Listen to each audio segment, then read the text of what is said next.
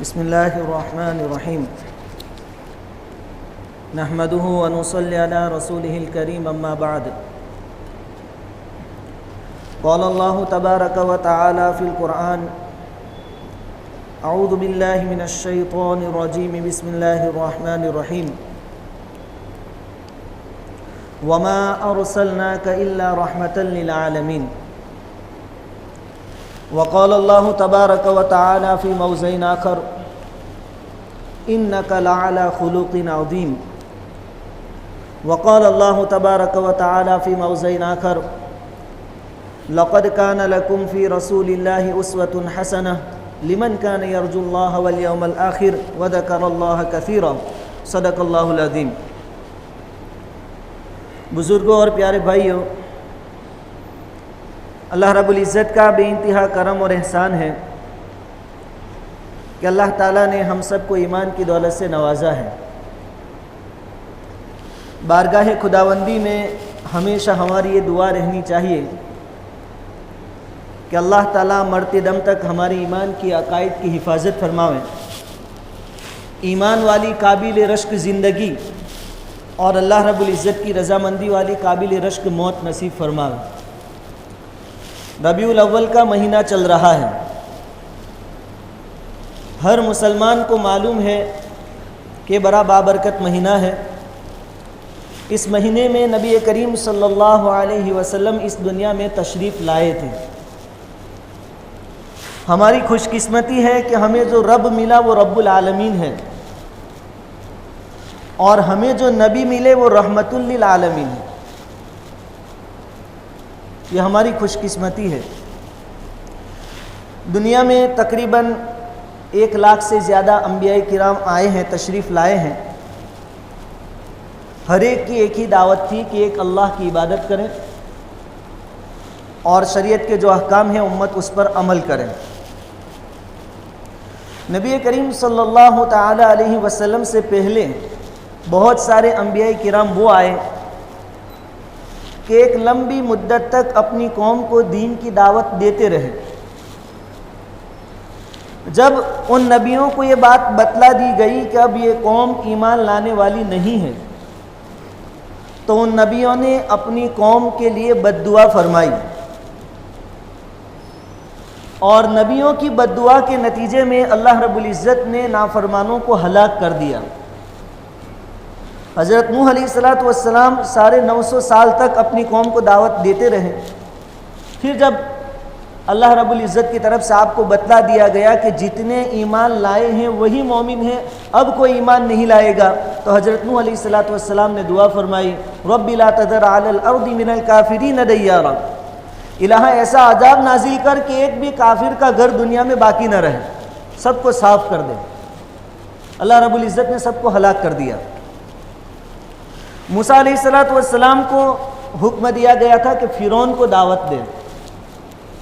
موسیٰ علیہ السلام ایک لمبے زمانے تک دلائل سے فرعون کو سمجھاتے رہے، لیکن وہ ایمان نہیں لایا، اس کے ماننے والے بھی ایمان نہیں لائے۔ تو موسیٰ علیہ السلام نے بارگاہ خداوندی میں یہ بد دعا فرمائی وقال موسیٰ ربنا انک آتیت فرعون وملأہ زینۃ واموالا فی الحیاۃ الدنیا ربنا لیضلوا عن سبیلک ربنا اطمس على اموالهم واشدد على قلوبهم فلا يؤمنوا حتى يروا العذاب الالم کہ الہ تو نے اتنا زیادہ مال و دولت فرعون اور فرعونیوں کو دیا ہے اور وہ سوائے سرکشی اور فساد کے کوئی کام نہیں کر رہے ہیں، تو ان کے دلوں پر مہر لگا دے، اب ان کو ایمان کی دولت نصیب نہ ہو اور ان کو ہلاک کر دے۔ اللہ رب العزت نے فرعون اور فرعونیہ کا بھی خاتمہ کر دیا، نام و نشان مٹا دیا۔ لیکن سب سے زیادہ دین کے معاملے میں کسی کو ستایا گیا، کسی نبی کو، وہ ہمارے نبی صلی اللہ تعالی علیہ وسلم کو ستایا گیا۔ خود حضور نے اپنی زبان سے فرمایا کہ مجھے جتنا ستایا گیا کسی اور کو نہیں ستایا گیا، لیکن بدلے میں جب غزوہ احد کے موقع پر آپ کے دندان مبارک، دانت مبارک شہید کر دیے گئے، صحابہ کرام نے حضور سے عرض کیا کہ حضور اللہ رب العزت کی بارگاہ میں تھوڑی بد دعا کر دیجئے، ان کا معاملہ ختم ہو جائے مشرکوں کا۔ اس وقت بھی حضور صلی اللہ علیہ وسلم کے الفاظ تھے کہ میں رحمت للعالمین بنا کر بھیجا گیا ہوں، میں کسی کو میری وجہ سے کوئی ہلاک ہو میں نہیں چاہتا۔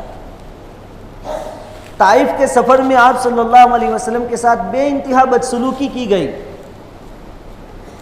آپ کے جسم مبارک سے خون بہہ رہا ہے، عذاب کے فرشتے آ کر حضور سے درخواست کرتے ہیں کہ آپ حکم دیں دو پہاڑوں کے بیچ میں اس بستی کو ہم کچل دیں، لیکن وہاں بھی حضور صلی اللہ علیہ وسلم نے فرمایا تھا کہ یہ نہیں تو ان کی آنے والی نسلوں میں سے اللہ تعالیٰ ایمان والوں کو پیدا کریں گے، میں نہیں چاہتا کہ ان کو عذاب ہو، کیونکہ میں رحمت للعالمین بنا کر بھیجا گیا ہوں۔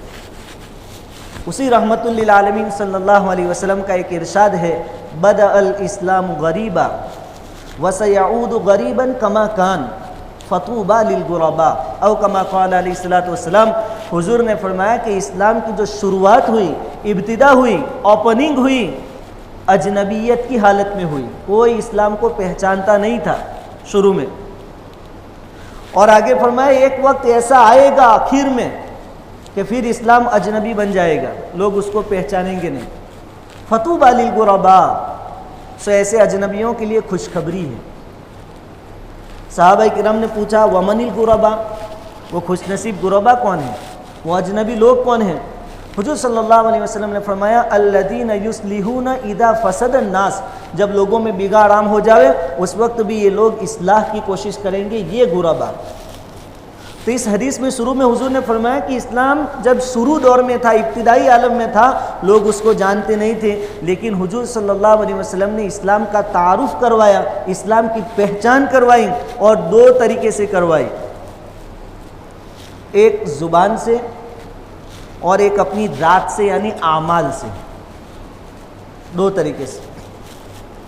زبان سے بھی دعوت دی حضور نے، اپنے اعمال سے بھی دعوت دی حضور نے صلی اللہ علیہ وسلم۔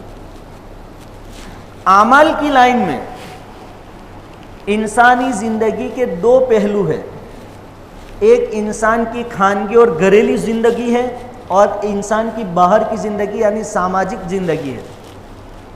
دونوں پہلو حضور صلی اللہ علیہ وسلم نے ہمیں عملی طور پر بتائے کہ گھر میں کیسے رہنا ہے، باہر کیسے رہنا ہے۔ خود حضور صلی اللہ علیہ وسلم کا نمونہ اسوہ ہمارے لیے یہ ہے کہ حضور کی خانگی زندگی کیسی تھی۔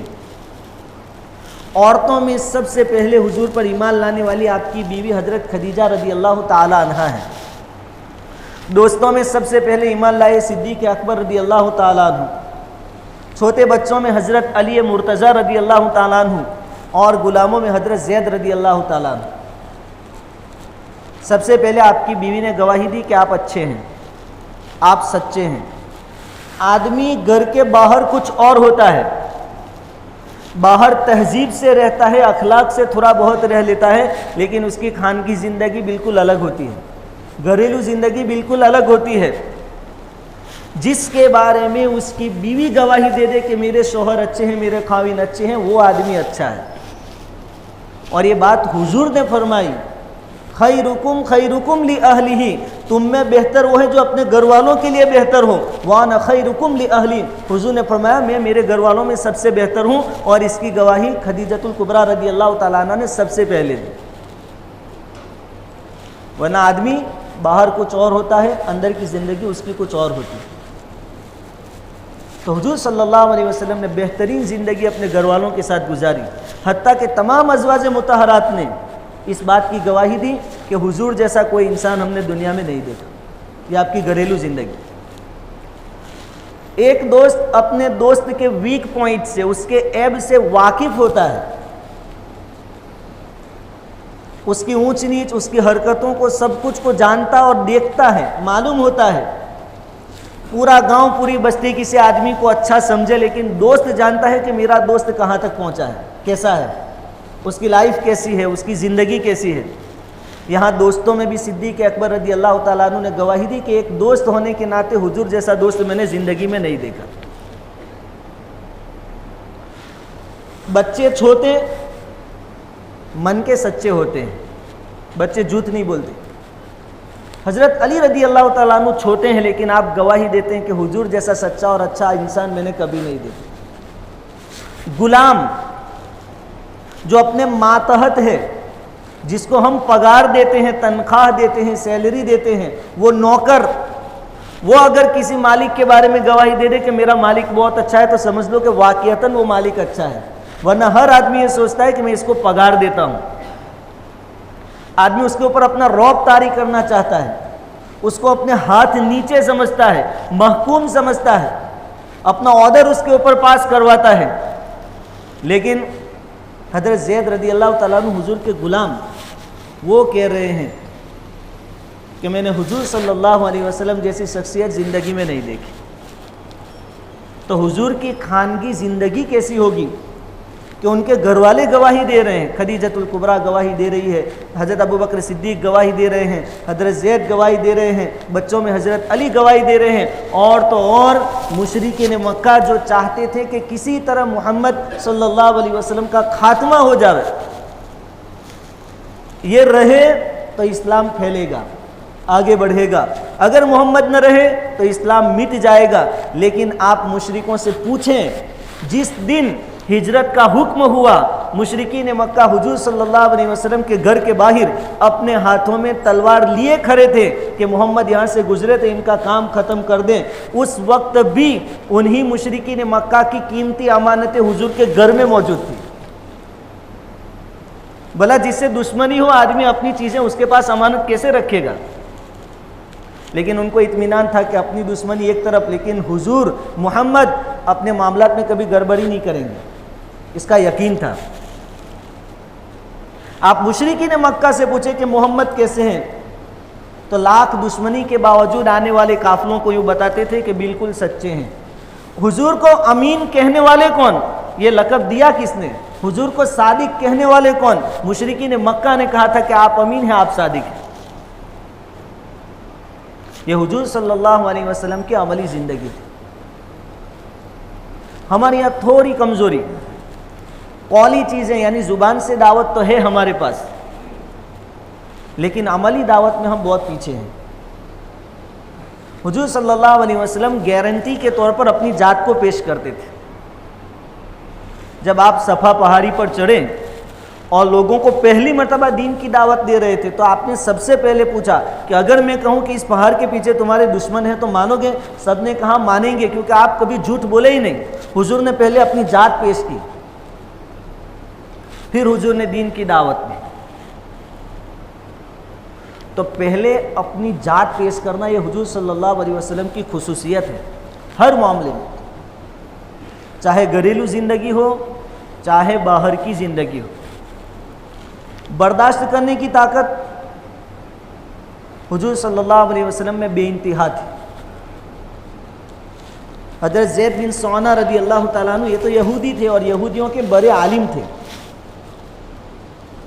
اور واقعتاً پہلے زمانے میں لوگ مسلمانوں کے بارے میں بات سنتے تھے، پھر باقاعدہ قافلوں کی شکل میں مدینہ منورہ آتے تھے، ان کے بیچ میں کئی مدت تک رہتے تھے، ان کے کردار کو ان کے اعمال کو دیکھتے تھے، پھر مسلمان ہوتے تھے. حضرت زید بن سعانہ یہودی بہت بڑے عالم تھے، وہ حضور کے پاس آئے. وہ خود فرما رہے ہیں کہ میں حضور کے پاس بیٹھا ہوا تھا، دیہات کے رہنے والے ایک صحابی آئے اور حضور سے کہنے لگے کہ حضور آپ کی دعوت میں نے میرے قبیلہ والوں کو پہنچا دی، لوگ مسلمان تو ہو گئے، لیکن جیسے آپ نے مجھے وعدہ کیا تھا کہ ایمان لے آؤ گے تو اللہ تعالیٰ تمہاری پوزیشن اچھی کر دے گا، مالی حالت بھی اچھی ہو جائے گی، لیکن ان کی حالت تو خستہ حال ہے.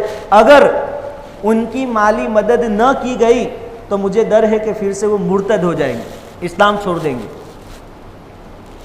اگر آپ کے پاس کچھ ہو تو مجھے دو، تو میں اپنے قبیلے والوں میں جا کر کچھ تقسیم کر دوں. حضور صلی اللہ علیہ وسلم نے فرمایا کہ میرے پاس تو کچھ ہے نہیں. یہ زید بن سعانہ وہاں موجود تھے، وہ کہتے ہیں کہ میں آ گیا اور میں نے کہا کہ میں دے سکتا ہوں ادھار، ابھی جتنی رقم چاہیے لے لو، اتنے مہینوں کے بعد کھجوریں پکنے والی ہے، اس کے بدلے میں اتنی کھجوریں مجھے دے دینا. معاملہ طے ہو گیا، انہوں نے رقم دے دی. وہ صحابی جو دیہات سے آئے تھے وہ چلے گئے رقم لے کر. جو وعدہ ہوا تھا کھجوریں دینے کا اس سے 4-5 دن پہلے ہی آ گئے. حضرت زید بن سعانہ ابھی مسلمان نہیں ہے، اور حضور صلی اللہ علیہ وسلم ایک جنازے کی نماز پڑھا کر دیوار کے ساتھ ٹیک لگا کر قبرستان میں بیٹھے ہوئے تھے، اور یہ آئے. اور صدیق اکبر ہے، عمر فاروق ہے، علی مرتضیٰ ہے، صحابہ کرام کا لشکر ہے، اور انہوں نے آ کر حضور کا گریبان پکڑ لیا سب کے سامنے. ایک یہودی نے حضور کا گریبان پکڑ لیا. صحابہ کرام حیران ہو گئے. حضرت عمر فاروق رضی اللہ تعالیٰ عنہ کہنے لگے کہ اگر حضور کی حاضری کا لحاظ نہ ہوتا تو میں ابھی تیری گردن اڑا دیتا. تو کس کی شان میں گستاخی کر رہا ہے؟ اور صحابہ کرام کی موجودگی میں. اس وقت حضور کے پاس طاقت تھی، اپنا لشکر تھا، اپنا علاقہ تھا. لیکن نبی کریم صلی اللہ علیہ وسلم نے حضرت عمر سے کیا فرمایا کہ عمر، ہم تو تم سے اس سے اچھی چیز کی امید رکھتے تھے. میں یہ چاہتا تھا کہ عمر تو مجھے کہے کہ حضور اس کا قرضہ آپ کے ذمے ہے، آپ ادا کر دو. مجھے یوں صلاح دینی چاہیے تھی، یوں مشورہ دینا چاہیے تھا. اور ان سے یوں کہتے، جو یہودی ہیں ان سے یوں کہتے کہ بھائی ٹھیک ہے آپ کا حق ہے، لیکن مانگنے کا بھی کوئی سلیقہ اور طریقہ ہوتا ہے، آپ اچھی طرح مانگیے، یہ ہمارے سردار ہیں. بجائے اس کے تم کہہ رہے ہو کہ میں ابھی گردن اڑا دوں اس کی. جاؤ ان کا حق ادا کرو، قرضہ ادا کرو، اور ہاں تم نے جو ان کا گلا اڑانے کی، گردن کاٹنے کی بات کہی، اس کے بدلے میں زیادہ دینا، 20 سا کھجوریں زیادہ دینا. اب حضور صلی اللہ علیہ وسلم کا حکم تھا. عمر فاروق رضی اللہ تعالیٰ عنہ ان کو لے کر گئے. راستے میں وہ یہودی کہنے لگے کہ عمر مجھے جانتے ہو میں کون ہوں؟ کہا کہ نہیں. کہا کہ میں زید بن سونا ہوں. حضرت عمر نے پوچھا کہ وہی جو یہودیوں کا بہت بڑا عالم ہے؟ کہا کہ ہاں. عمر کہنے لگے کہ بھلے آدمی، اتنا بڑا عالم ہو کر تو نے ہمارے سردار کے ساتھ ایسا سلوک کیا. اس وقت حضرت زید بن سونا نے کہا کہ بات ایسی نہیں ہے حضرت عمر، بات دراصل یہ ہے کہ میں نے محمد صلی اللہ علیہ وسلم کے بارے میں ہماری کتابوں میں، تورات اور انجیل میں پڑھا ہے. آپ کے نبی ہونے کی تمام نشانیاں جو میں نے پڑھی تھی، آپ کی ذات میں، آپ کے چہرے میں نے سب دیکھ لی. صرف 2 نشانیاں ایسی ہیں جو آج تک مجھے ملی نہیں، اور جب تک معاملہ ہوگا نہیں وہاں تک وہ نشانیاں مجھے ملنے والی نہیں تھی. اس لیے میں نے یہ معاملہ کیا حضور کے ساتھ کہ سب کے سامنے میں نے گریبان پکڑ دیا اور وقت آنے سے پہلے پکڑ لیا. وہ 2 نشانیاں کیا تھیں؟ زید بن سونا کہنے لگے کہ میں نے پڑھا تھا ہماری کتابوں میں، تورات اور انجیل میں، کہ نبی کا حلم یعنی برداشت کرنے کی طاقت ان کے غصے پر غالب آتی ہے. سامنے والا جس قدر جہالت سے پیش آئے گا، ایک سچا نبی اتنی ہی شفقت اور محبت سے پیش آئے گا. اور دوسری ایک نشانی کہ نبی کو آپ جتنا زیادہ غصہ دلاؤ گے وہ اور زیادہ تم پر مہربان ہوگے. یہ دونوں نشانیاں میں نے دیکھ لی کہ میں نے سب کے سامنے گریبان پکڑا، لیکن بجائے غصے ہونے کے حضور نے فرمایا کہ ان کا حق ادا کرو، اور جتنا حق ہے اس سے زیادہ ادا کرو. اور مجھے کوئی سزا بھی نہیں دی، مجھے ڈانٹا بھی نہیں، سرزنش بھی نہیں کی، اور میرے ساتھ اتنے اچھے اخلاق سے حضور پیش آئے. اب عمر تم گواہ رہنا کہ میں یہاں کلمہ پڑھتا ہوں، اشہد ان لا الہ الا اللہ واشہد ان محمدًا عبدہ ورسولہ. یہ عملی زندگی تھی حضور. لوگ آتے تھے اسلام کی باتیں سن کر، یہاں آ کر ان کے درمیان دیکھتے تھے پہلے، پھر مسلمان ہوتے تھے. لیکن عملی میدان میں آج کے دور میں ہم لوگ بہت پیچھے ہیں، بہت پیچھے ہیں. زبانی دعوتیں تو ہمارے پاس ہے تھوڑی بہت، لیکن عملی میدان میں ہم بہت پیچھے ہیں. ایک چیز یاد رکھیے، تجارت اور کاروبار فروغ کب پائے گا، کب بڑھے گا، کاروبار سکسیس کب ہوگا؟ جب اس کے سیلس مین اچھے ہوں گے، تجارت کرنے والے تاجر اچھے ہوں گے، تو آپ کے پاس ردی مال ہوگا، وہ بھی بھاری قیمت میں بک جائے گا. چائنا والوں کی چیزیں کیسے آتی ہیں، لیکن ان کا مارکیٹنگ اتنا پاورفل ہے کہ آدمی جانتا ہے کہ اس کی گارنٹی نہیں ہے تو بھی خرید کر لاتا ہے، حالانکہ بورڈ لکھا ہے کہ اس کی کوئی گارنٹی ہم نہیں دیتے، تو بھی آدمی شوق سے لے کر آتا ہے. اس کی چمک دمک اور مارکیٹنگ اس کا اتنا پاورفل ہوتا ہے کہ آدمی خرید کر لاتا ہے. اور مال بہتر سے بہتر ہو لیکن مارکیٹنگ اچھی نہ ہو، سیلس مین اچھے نہ ہو، تو پھر وہ مال بکے گا نہیں. ہم سب اسلام کے سیلس مین ہیں، تاجر ہیں. ہمارے پاس تو اوریجنل مال ہے، قرآن ہے، نبی کریم صلی اللہ علیہ وسلم کی حدیثیں ہیں، اوریجنل چیزیں، لیکن ہم خود سیلس مین ٹھیک نہیں ہیں. عیسائیوں کے پاس माल रद्दी है, अभी की जो इंजील है, बाइबल है, सब बदल दिया, बल्कि अपने जो नबी गुजरे हैं बनी इसराइल के, उन पर तोहमतें लगाई।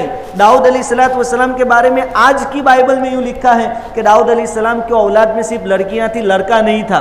तो लड़कियों ने दाऊद अलैहिस्सलाम को नौजुबिल्लाह शराब पिलाई, शराब के नशे में दाऊद अलैहिस्सलाम ने जिना किया और जिना के बदले में लड़का पैदा हुआ। ये उन्होंने तोहमत लगाई अपनी नबियों पर, रद्दी माल एकदम। लेकिन आप आसपास की बस्तियों में देखें, पूरी पूरी बस्तियां ईसाई बन रही है, क्योंकि मार्केटिंग पावरफुल है, सेल्समैन बहुत पावरफुल है उनका। कोई पैसों से समझता है तो पैसों से समझाते हैं, कोई बीमार है तो दवा खाने जाकर उसका मसला सॉल्व कर देते हैं, किसी के बच्चों को पढ़ाने की फिक्र है तो वो लोग जिम्मेदारी ले लेते हैं। इंजील एकदम उन्होंने बदल दी, माल ओरिजिनल नहीं है लेकिन सेल्समैन पावरफुल है, उनका धंधा चल रहा है, ईसाइयत फैल रही है, पूरी पूरी बस्तियां ईसाई बन रही हैं।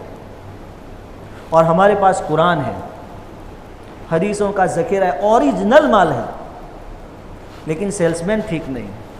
और ये सबकी बात, कहने वाले की, सुनने वाले की, सबकी बात। हमारी पहचान ही कुछ अजीब है। इस वक्त का भरपूर तकाजा ये है कि इस्लाम की सही तस्वीर हम दुनिया वालों के सामने पेश करें, अमली एतबार से, अमली एतबार से। ऐसा नहीं कि बात करने बैठे तो बहुत अच्छी बात कर लें, लेकिन फिर जब बात दोस्तों में हो तो पहले गाली शुरू करें, बात के आखिर में हम गाली बोले। हुकूक की बात आवे तो एक दूसरे के हक दबाने की फिक्र में हम रहें, ऐसा नहीं। हमारे कौल में और किरदार में कोई तजाद न हो, फ़र्क न हो, इसकी ज़रूरत है। अल्लाह रब्बुल इज़्ज़त ने कुरान पाक में सूरह यूसुफ को बयान फरमाया, यूसुफ अलैहिस्सलाम का तज़किरा किया, पूरा वाक़या तफसील से बयान फरमाया। इसमें एक बात है कि यूसुफ अलैहिस्सलाम की खूबसूरती को देखकर ज़ुलेखा आशिक हो गई। ज़ुलेखा ने यूसुफ अलैहिस्सलाम को ज़िनाकारी की दावत दी। अल्लाह रब्बुल इज़्ज़त के फजल से यूसुफ अलैहिस्सलाम गुनाह से बच गए। उसके बाद ज़ुलेखा की जो सुहेलियाँ थी, दोस्त थी, जो औरतें थी मिलने जुलने वाली, वो ज़ुलेखा को ताना देने लगी कि तू बादशाह की बीवी और वो गुलाम। एक बादशाह की बीवी बेगम एक गुलाम पर आशिक हो गई, ताना देने लगी। ज़ुलेखा ने उनको बुरा भला नहीं कहा, ताना देने वालों को कुछ नहीं कहा कि तुम भी ऐसी न तुम्हारे घर वाले ऐसे, कुछ भी नहीं कहा। बल्कि अपने शोहर से भी नहीं कहा, बादशाह से भी नहीं कहा कि मुझे ये सुहेलियाँ और ये औरतें मुझे इस तरीके से ताना दे रही हैं। क्या कहा? सब जितनी ताना देने वाली औरतें थी सबको दावत दी अपने घर। अमली नमूना क्या होता है वो बता रहा हूँ। और सबके हाथ में सेब दिए, एप्पल, और हाथ में चाकू दिया, और यूसुफ अलैहिस्सलाम से कहा कि तुम अब यहाँ से उधर गुजर जाओ, सिर्फ चक्कर लगा लो बस। ये नमूना सामने आया, यूसुफ अलैहिस्सलाम। बस यूसुफ अलैहिस्सलाम नीची निगाह से यहाँ से दाखिल हुए, वहाँ से निकले, लेकिन ये नमूना आप ताना देने वाले औरतों ने देख लिया तो बजाय सेब के अपने हाथ काट लिए, क्योंकि ओरिजिनल नमूना उनके सामने आ गया। आज हमारे इस्लाम के बारे में, मुसलमानों के बारे में कुछ भी कीचड़ उछाले, कोई कितने भी ताने दे, हमें हुजूर वाला अमली नमूना पेश करने की ज़रूरत है। और इसकी शुरुआत अपने घरों से, मियाँ बीवी के ताल्लुक़ हो, भाइयों भाइयों के ताल्लुक़ हो। दुनिया कहाँ से कहाँ पहुँच गई, दूसरी कौमें कहाँ पहुँच गई, लेकिन हम मुसलमानों की वही वो पानी की नालियों वाली लड़ाइयाँ अभी ख़त्म नहीं हुई। वहाँ के वहाँ जब वही घर के आगे वो 2-4 पत्थर रखने वाली लड़ाइयाँ अभी ख़त्म नहीं हुई। तो हम कैसे सेल्समैन हैं? इस्लाम का जो कारोबार ठप है, बंद है, इस्लाम जो फैल नहीं रहा सही मानों में, उसमें कसूर हमारा है, हम जैसे सेल्समैन का है। इस बात का यकीन करो कि हमारे पास ओरिजिनल चीज़ है, कुरान है, हदीस है, और हमारे जैसा ओरिजिनल माल किसी के पास नहीं है। कमी और कोताही हमारे अंदर। तो अब वक्त का तकाजा है। हुजूर ने फरमाया था, जो हदीस मैंने पढ़ी, वसा याऊदु गरीबन कमा कान, कि ये इस्लाम फिर ऐसा ही अजनबी हो जाएगा जैसा शुरू में था। अब आज के दौर का हम जायज़ा लें तो ज़ाहिरी शक्ल तो है, लेकिन भलाई पहले आम थी। कोई बुराई करे, गुनाह करे तो उसका चर्चा होता था। अब कोई भलाई कर ले तो उसका चर्चा होता है कि भाई फुला रिक्शे वाले क्या रिक्शे में وہ فلاں شخص جا رہا تھا، اس کا پرس اور پاکٹ گر گیا، اس میں 1,00,000 روپے تھے، اس نے ایمانداری کا نمونہ پیش کیا اور 1,00,000 روپے واپس کیا، اور دوسرے دن پھر پیپر میں اس کا فوٹو بھی آتا ہے کہ اس نے اچھا کام کیا۔ اچھائیاں آپ ڈھونڈنے سے بھی مشکل سے مل رہی ہیں، اور حضور کے زمانے میں گناہ ڈھونڈنے سے مشکل سے مل رہے تھے، گناہوں کے چرچے تھے کہ فلاں سے یہ گناہ ہو گیا۔ اور ہمارے یہاں اب اچھائیاں کبھی کبھار ہو رہی ہیں کہ فلاں نے آج کے دور میں بہت اچھا کام کیا، انسانیت کی مثال قائم کر دی۔ بالکل اپوزٹ، حضور نے فرمایا وَسَيَعُودُ غریبا، یہ اسلام آخری زمانے میں بالکل اجنبی ہو جائے گا۔ تو مسلمان تو ہے، لیکن اسلامیت جو ہے، اسلام جو ہے وہ غریب ہو رہا ہے، وہ اجنبی ہوتا جا رہا ہے، کیونکہ ہماری عملی زندگی سے وہ نکل رہا ہے۔ تو آج کے دور کا تقاضا ربیع الاول ہے، حضور صلی اللہ علیہ وسلم کی پیدائش کا مہینہ ہے، میلاد، حضور صلی اللہ علیہ وسلم کی پیدائش کی خوشی صحیح معنی میں یہ ہے کہ حضور جو پیغام لے کر آئے تھے وہ ہماری زندگیوں میں آ جائے۔ اپنی گھریلو زندگی، اپنی سماجی زندگی، سب کو ہم درست اور صحیح کرنے کی فکر کریں اور اسلام کی صحیح تصویر دنیا والوں کے سامنے پیش کریں۔ اللہ رب العزت کئی سنی باتوں پر عمل کی توفیق عطا فرمائے۔